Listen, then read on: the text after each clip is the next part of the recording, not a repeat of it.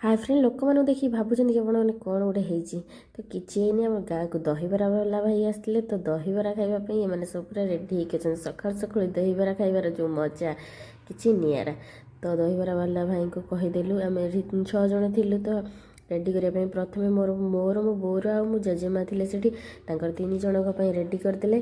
तो सी प्रथम दही बरा को बाहर करके प्लेट रखिदे तापर बेटी लुण